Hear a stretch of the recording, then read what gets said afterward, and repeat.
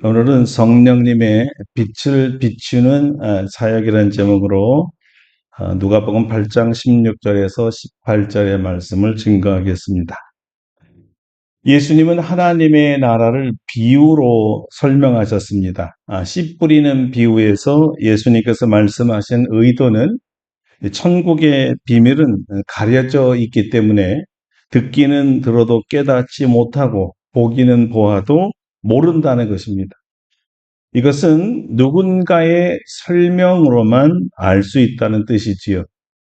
누구의 설명을 들어야 할까요? 물론 예수님이십니다. 왜 천국의 비밀을 제자들에게만 알도록 허락하셨을까요? 왜 제자들만 깨닫게 하신 겁니까? 이들에게는 천국 복음을 전할 사명을 주셨기 때문입니다. 오늘은 어떤 비유로 천국에 대해서 말씀하셨을까요? 바로 등경 위에 든 등불이었습니다. 등경은 등불을 올려놓을 수 있는 받침대를 말합니다. 등불의 기능은 무엇이죠? 예, 빛을 비춰서 밝히는 거죠. 그래서 빛을 비치기 위해서는 높은 곳에 둡니다. 그래야 두루두루 다 방구석구석을 비추기 때문이죠. 근데 등불을 그릇으로 덮는다는 것은 무슨 뜻일까요? 불을 끌 때, 그죠? 등불을 덮지요. 또는 꺼져 있는 상태를 말하기도 합니다. 여기서 평상은 우리가 쓰는 침대를 말하는 것인데요. 이 침대 밑에 평상 아래에 둔다는 것은 무슨 뜻입니까? 더 이상 이제 사용하지 않을 때는 위에 있는 등불을 꺼내서 침대 밑으로 넣는다는 뜻입니다. 빛을 비추기 위한 기능으로 볼 때 평상 아래에 넣는다는 것은 아무 쓸모가 없다는 뜻입니다. 자, 예수님은 이 등불로 무엇을 비춘다고 말씀하셨습니까? 숨은 것과 그 다음에 감추인 것을 비춘다고 하셨습니다. 숨은 것과 감추인 것은 빛이 들어가지 않는 어두운 것을 말하지요. 자, 빛이 들어가지 않기 때문에 어둡기 때문에 숨겨져 있는 것, 감춘 것을 볼 수가 없습니다. 자, 여기까지가 예수님께서 주신 비유의 말씀이었습니다. 등불이 의미하는 것은 무엇일까요? 복음입니다. 하나님의 말씀을 말하고요. 등대는 복음을 전하는 사람들을 말합니다. 제자들이죠. 복음 전도인의 사명은 하나님의 말씀을 전하는 일입니다. 복음은 빛을 비추는 것과 같습니다. 누구에게 비칠까요? 어두운 곳에 숨어 있는 사람, 감춰 있는 사람 또는 마음, 그곳에 복음을 전하게 되지요. 그러므로 빛의 자녀들은 숨은 것이 있는 것과 감추운 것이 있는 곳에 빛을 비추는 사명을 갖고 있습니다. 다시 말해 어둠 속에 있는 죄를 드러내는 사명이라고 말할 수 있습니다. 왜냐하면 천국에 들어가려면 죄가 없어야 하기 때문이죠. 그런데 죄 없는 사람이 있습니까? 없지요. 의인은 하나도 없다 그랬어요. 모두가 죄인이라는 말입니다. 그런데 죄인이 천국에 가려면 이 죄를 씻김 받아야 되고 용서받아야 되는 거거든요. 그 첫 번째 단계가 죄인으로 하여금 자신이 죄인이라는 것을 깨닫게 해 주는 것이죠. 죄를 죄로 알지 못하면 회개하지 않습니다. 회개하지 못해요. 그러니까 회개하지 못한다는 말은 여전히 죄가 자기 안에 있기 때문에 천국에 들어갈 수가 없게 되는 겁니다. 그래서 무엇보다도 먼저 죄를 깨닫게 해 주어야 하죠. 복음 전도자는 하나님의 말씀을 전함으로써 죄인이 무슨 죄를 지었는지를 알려주는 거예요. 성령 하나님은 죄인으로 하여금 전도자가 전해준 그 하나님의 말씀을 빛으로 삼아서 죄를 깨닫게 해 주십니다. 누가복음에는 이 죄를 깨닫게 하는 사역을 말씀, 다시 말하면 성령의 검으로 마음을 찌르는 사역이라고 했습니다. 성령께서는 말씀으로 우리의 마음을 찌르고 우리는 마음의 찔림을 받습니다. 우리가 성경 말씀 선포를 듣다 보면 저거 나에 대한 말씀 아니야? 마음에 찔릴 때 나도 그런 죄 졌는데 어떻게 알았지? 이런 반응을 보일 때가 있죠. 이거 죄였구나. 그동안에 몰랐는데 말씀을 듣다 보니까 깨달았어. 이게 죄였구나. 그러니까 내가 죄를 지었네. 내가 죄인이었구나. 깨닫게 됩니다. 전파한 하나님의 말씀은 성령의 검으로 사용되어서 이 마음을 찌르는데 이때 죄인은 마음을 찔렸기 때문에 아픔을 느끼게 되는 거예요. 아파요. 죄를 지적당하면 마음이 아프다 이거 말이에요. 이 아픔은 죄책감으로부터의 아픔입니다. 아이고, 내가 이런 죄를 저질렀었구나. 어떻게 내가 이런 죄를 저질렀을까? 이런 후회와 또는 뉘우침의 감정을 유발하는 거죠. 성령 하나님으로부터 자신이 죄인인 것과 구체적으로 죄목이 지적되고 자신이 죄인임을 스스로 받아들이고 인정할 때 지독하게 마음이 아프기 시작하는 거예요. 혈로 찌르는 것이 아픈 것만이 아니고 말씀으로 찔려도 굉장히 아픈데요. 물론 육체적 찔림도 아프지만 마음의 찔림도 상당하게 아픕니다. 어쩌면 더 아플 수가 있어요. 그래서 우리가 왜 뼛속까지 찌른다라는 말을 하지 않습니까? 부정적인 아픔이 있어요. 부정적인 아픔이라는 것은 뭐냐면 죄가 지적되고 내가 그것을 깨달으면 갑자기 부끄러움이 생겨. 내가 그런 걸 저질렀네. 그리고 수치의 감정도 올라오게 됩니다. 그 자존심도 심히 상하기도 해요. 나만 꼭꼭 감춰놓은 비밀이었는데 천하에 이게 드러나면 어떡하지? 이게 두렵습니다. 내가 다른 사람이 볼 땐 굉장히 경건하고 훌륭한 인격을 가진 사람으로 다 알려져 있는데 그렇지 않은 것이 드러나면 어떡하지? 두렵습니다. 감춰놓고 혼자만 아는 사실인데 누군가가 이 사실을 알고 있다면 얼마나 두렵겠어요. 사실은 하나님도 자기 죄를 모를 거야 라고 생각하면서 태어난 척 우리가 하잖아요. 하나님도 이것은 모르지. 이런 생각이 죄를 회개하지 못하게 만드는 건데요. 사실은 하나님이 알고 계셨고 또 하나님의 사람들도 알고 있었는데 만약에 이것을 우리가 자각하게 되면 갑자기 수치감이 떠오르고 감추고 싶고 자존심도 굉장히 상하게 됩니다. 정말 어디라도 숨고 싶은 심정이지. 내 마음속까지 다 아시는 주님 앞에서 사실 숨을 곳은 없습니다. 하나님께서 현장 사진을 갖고 오시면서 이 사진의 주인공이 바로 너지?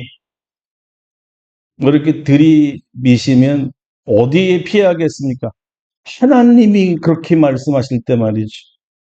묵시된 음성을 들려주면서 이 목소리의 주인공이 바로 너지? 네가 이렇게 말했지? 꼼짝없는 거 아닙니까? 녹음기를 틀어줘도 이건 겁나는데 하나님이 그걸 틀어줘 보세요. 얼마나 무서워요. 더 심각하게 요즘 동영상이 많이 발달되는데 하나님도 동영상을 촬영해가지고 야 이거 봐봐 여기에 나온 사람이 너잖아. 네가 이렇게 죄를 지었잖아. 현장에서 찍은 거야. 얼마나 무서울 거예요. 이게 이런 고발을 받으면 정말 무서워서 어떻게 할 수가 없어요. 하나님이 내 죄를 알고 계신다는 게 굉장히 무섭습니다. 내 죄가 하나님 앞에, 내 양심 앞에, 사람 앞에 드러난다는 것은 굉장히 두려운 거예요. 이제까지 자신에 대해서 호감을 갖고 있던 사람들이 갑자기 불호감이 되는 순간이 되고 늘 존경했던 눈초리였는데 내가 죄 지은 사실을 알고 나서 업신여기고 나를 무시하는 아유 저런 사람이었어 경멸하는 눈빛으로 바뀌는 이것을 볼 때 너무너무 두렵거든. 성령님이 죄악을 밝혀주시면 그제서야 이것이 죄인지를 알게 되는 거예요. 고의로 죄가 아니라 생각하고 죄가 아닐 거라고 주장하고 무시했지만 성령님께서 드러날 때는 양심의 찔림을 받는 거예요. 아프리카 콩고의 그 웸바라는 마을에 아주 굉장한 큰 부흥이 일어난 적이 있습니다. 마을 전체가 다 주님 앞으로 돌아오는 엄청난 그 부흥이었어요. 그런데 그것은 선교사가 눈물겹게 사역한 결과가 아니었다 그럽니다. 그리고 성경 공부 때문도 아니었다 그래요. 이 놀라운 부흥은 두 여인과 한 남자 성도의 진실한 회개 때문에 일어났다고 합니다. 어느 날 이 사람들이 모여서 기도할 때 성령님이 역사하기 시작했습니다. 모두가 뜨겁게 기도하는 가운데 두 여인의 마음에 성령님께서 강력하게 역사하셨어요. 그들은 성령님께서 자기들의 삶을 조명을 했는데 그때 바로 회개가 터져나온 것이었습니다. 그중 한 여인은 교회에서 제일 봉사를 많이 한 분이었습니다. 그 여인은 우리나라 말로 하면 교회에다가 누군가 바친 성미 한 자루를 몰래 아무도 모르게 갖다 쓴 것이 마음에 걸렸습니다. 성령님께서 고발해 주신 거죠. 그래서 그것을 다시 교회로 가지고 와서 이렇게 이야기했다 그래요. 사실 이 쌀은 교회에서 써야 할 것인데 제가 갖다 썼습니다. 저를 용서해 주십시오. 그랬더니 또 한 여인이 모든 성도들 앞에 나와서 또 이렇게 고백을 했대요. 저는 남의 집에서 일하는 사람입니다. 그런데 주인집 계란 한 줄을 주인에게 말하지 않고 슬쩍 가져온 적이 있습니다. 회개합니다. 이어서 한 남자분이 저는 서점을 하고 있는 사장인데요. 오래전에 선교사님과 교제하면서 선교사님 집에 간 적이 있어요. 돌아오면서 선교사님에게 이야기하지 않고 그냥 성경 한 권을 슬쩍 짚고 나왔습니다. 다시 이것을 드리고 회개하기 원합니다라고 했다는 거예요. 이렇게 깨달아야 죄를 회개하고 그래야 용서받고 새로워지고 또 이로 인해 교회가 부흥되는 거죠. 이것이야말로 성령님의 역사입니다. 자, 두 번째 성령 하나님께서 선포된 하나님의 말씀을 빛으로 삼아 비추는 일은 죄악을 드러내는 것과 동시에 드러난 죄를 감싸주고 또 씻어주고 없었던 일로 해주시는 일을 그렇게 해주실 분을 비춰주는 일입니다. 그러니까 뭐냐면 죄인이 살 수 있는 길을 비춰주는 것입니다. 죄인은 그 죄악의 수치와 자존심의 상함을 누군가 이렇게 좀 가려주기를 정말 바라고 있어요. 세상에 알려지는 게 두려우니까요. 성령 하나님은 이런 자들에게 두려워하지 말라고 하십니다. 성령 하나님께서 복음을 통해 숨은 죄악을 드러내게 하는 이유는 우리를 수치스럽게 만들기 위한 것이 아닙니다. 죄악의 심각성을 깨닫고 이 죄로는 하나님 나라에 들어갈 수 없기 때문에 죄를 회개해서 그 죄를 깨끗하게 씻어 주시기 위한 것이었어요. 성령님께서 제시한 이 죄를 씻어주고 그 죄를 가려줄 수 있는 방법이 무엇이었을까요? 바로 예수 그리스도이십니다. 성령님은 복음의 빛으로 죄로부터 구원해 주실 수 있는 유일한 분이 예수 그리스도밖에 없음을 알려주고 그분에게 빛을 비치는 거예요. 자, 내가 비추는 이 예수님을 보세요. 이분이 바로 여러분의 죄를 구원할 구원자입니다. 하고 예수님께 빛을 쫙 비춰드리는 거죠. 구원주, 구원자를 보여주는 거예요. 그분이 우리 죄를 씻어줄 유일한 길이니까. 예수님만이 우리의 죄를 씻어주실 분인 줄 믿습니다. 예수님은 우리의 죄를 다 가려주시는 분이세요. 마치 아담과 하와가 중앙동산에 있는 생명나무를 따먹고 죄를 지어서 벌거벗은 것이 수치스럽게 느껴졌죠. 그래서 그들은 자신들의 벗은 몸을 가리기 위해서 나뭇잎을 만들어서 가려버렸어요.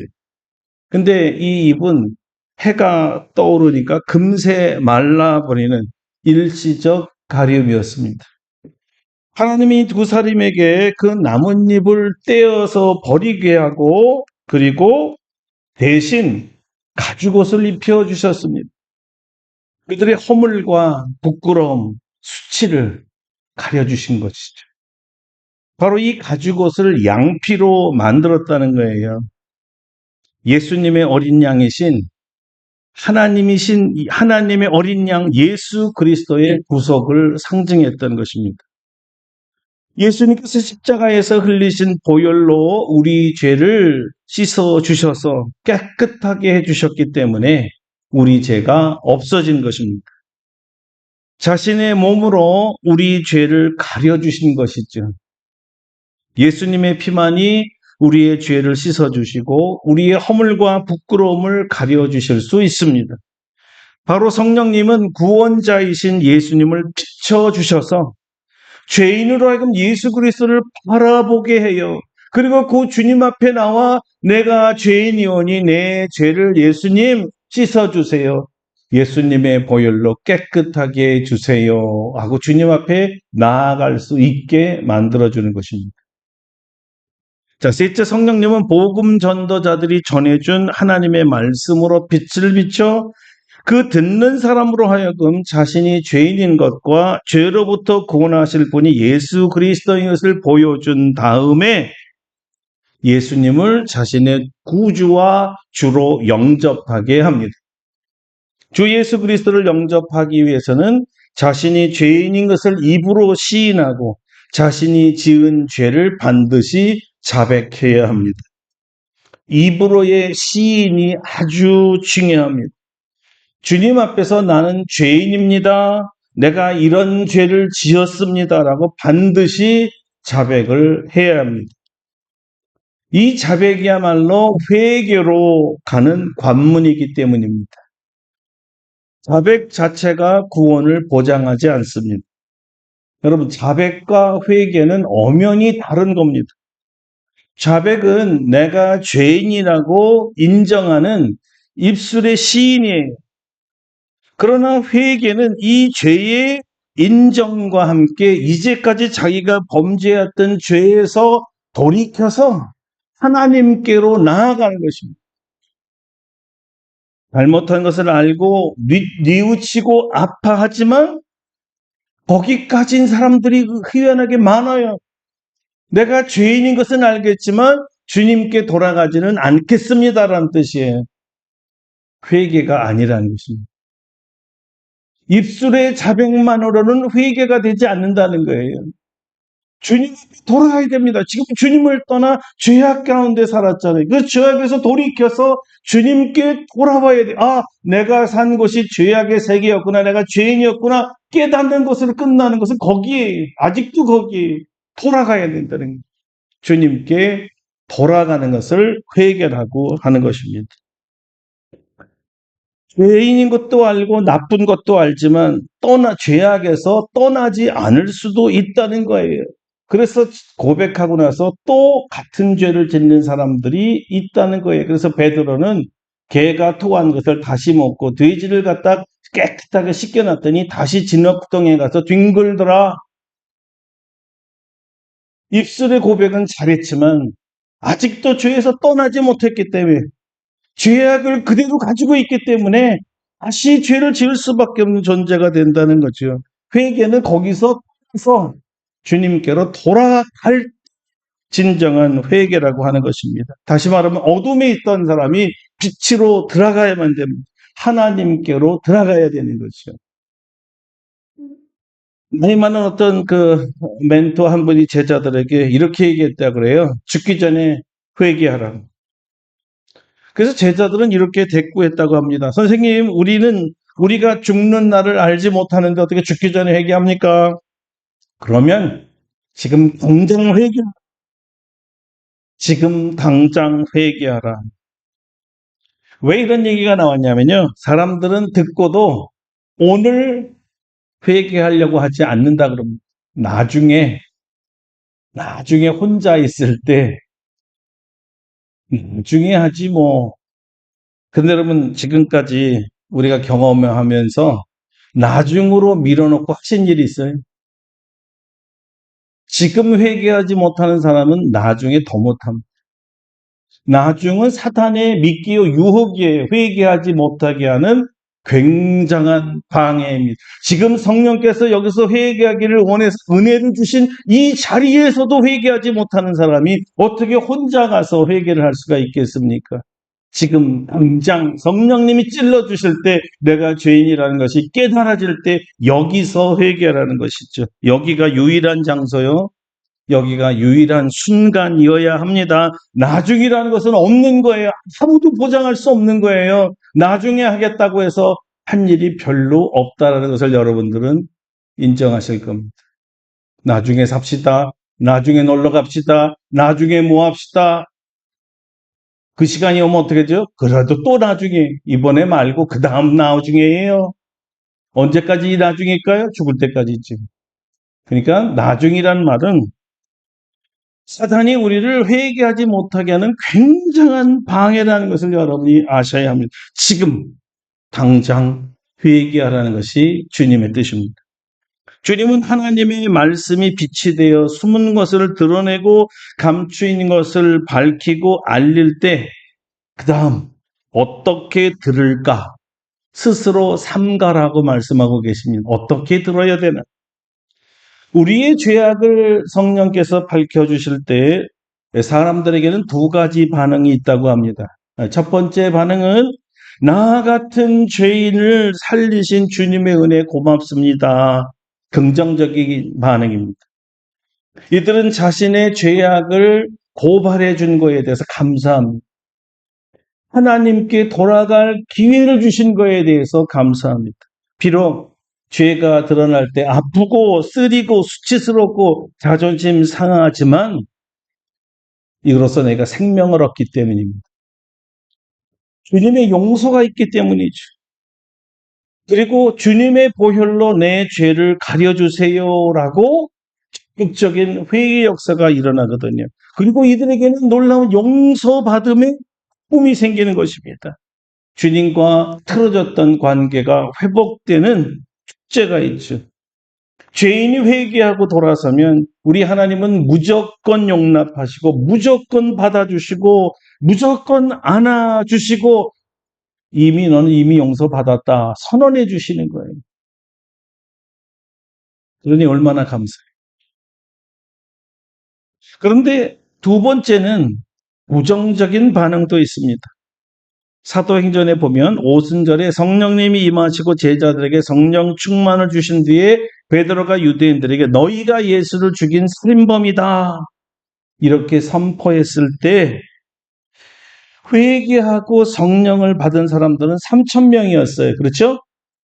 그런데요, 매번 이렇게 복음을 전할 때마다 듣고 있던 유대인들이 다 회개한 것이 아니었습니다. 오히려 복음을 전해준 자, 하나님의 말씀으로 말씀을 찌른 그 제자들, 사도들에 대해서 증오감을 갖고 핍박하는 경우도 있었어요.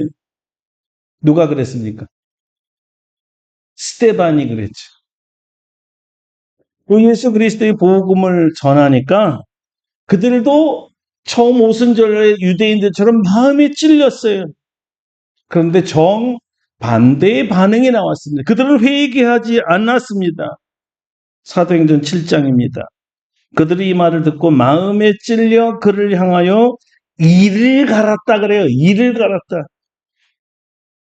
스데반의 청중들은 이를 갈았습니다. 그리고 그들이 큰 소리를 지르며 귀를 막고 일제히 그에게 달려들어 성 밖으로 내치고 돌로 칠세.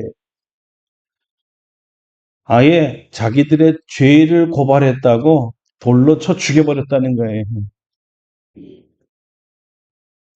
유대인 청중들은 자신들의 양심과 영혼의 빛이 비춰지고 자신들의 죄악이 드러났을 때 나를 수치스럽게 만든 저놈을 죽여야 되겠다.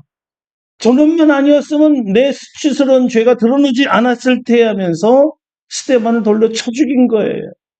이것이 부정적인 반응입니다. 그래서 주님은 어떻게 들을까? 삼가라고 말씀하신 거예요.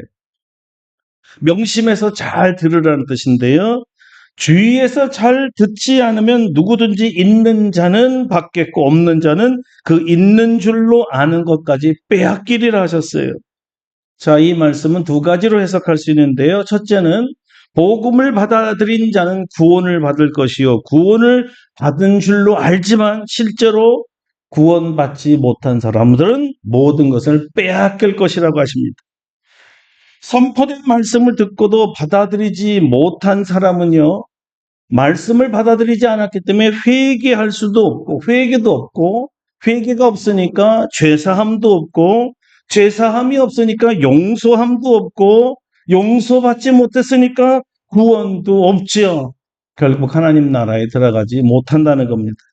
그러나 선포된 말씀을 받아들여서 죄를 회개하고 주님을 영접한 사람들에게는 죄 용서와 구원과 천국이 있는 것입니다. 자, 또 하나의 해석이 있습니다. 또 하나의 해석은 이런 복음 전도의 사명과 능력을 하나님께서 모든 제자들에게 주셨는데, 모든 제자들, 우리들에게 다 주셨는데, 이 능력을 잘 사용해서 구원의 도구로 쓰임 받는 자도 있겠지만, 이런 능력을 받아놓고도 쓰지 않는 사람은 그 능력도 빼앗긴다는 거예요. 우리의 현실은 어떨까요? 두 가지가 다 적용됩니다. 우리가 복음을 듣는 입장에서는 하나님의 말씀을 경청하여 성령의 빛을 비추는 역사로 우리의 죄악을 밝혀주시면 곧바로 맞아요, 내가 죄인이에요, 회개하여 용서받고 그 즉시로 우리 마음에 하나님의 나라가 임하게 해야 합니다. 또 복음 전파의 사명자로서 우리는 사명과 능력을 땅에 묻는 일은 없어야 하겠다는 겁니다. 주님 앞에 칭찬받는 제자들이 되어야지 책망받는 부끄러운 제자는 되지 말라는 거예요. 등불을 평상 밑에 두지 말라는 게 바로 이런 얘기입니다. 우리가 주님으로부터 받은 복음 전도 능력을 무용지물로 만들지 말라는 거예요. 능력을 받아놓고 평상 밑에다 버려두지 마라. 너희들에게 복음 전하라고 내가 능력을 줬는데 왜 쓰지 않고 평상 밑에 묻어두고 있느냐? 왜 쓸모없는 것으로 만드느냐? 그렇게 하지 말라는 거죠. 주님은 우리가 빛을 비추는 사람이 되기를 원하십니다. 우리가 전하는 복음으로 말미암아 성령님의 빛을 비추는 역사로 말씀을 들은 자가 회개하고 구원받는 사람이 많아지기를 원하십니다. 이 모든 역사가 말씀을 통해 빛을 비추는 성령님의 주권적 역사입니다. 오늘 성령님의 역사로 말씀을 깨닫고 마음 깊이 숨겨진 죄악들이 드러나고 회개하여 죄 씻음 받는 놀라운 역사가 오늘 이 시간에 일어나기를 바랍니다. 또한 우리는 복음 전도자로서 주님으로부터 복음 전할 능력을 나타내는 것을 여러분 아시고 부디 능력을 묻혀두지 마시고 하나 사용하여 주님이 원하시는 대로 복음 전하는 자들이 되시고 우리의 복음 전도로 많은 사람들이 주께 돌아올 수 있도록 주님의 사용되는 우리들 되기를 축원합니다.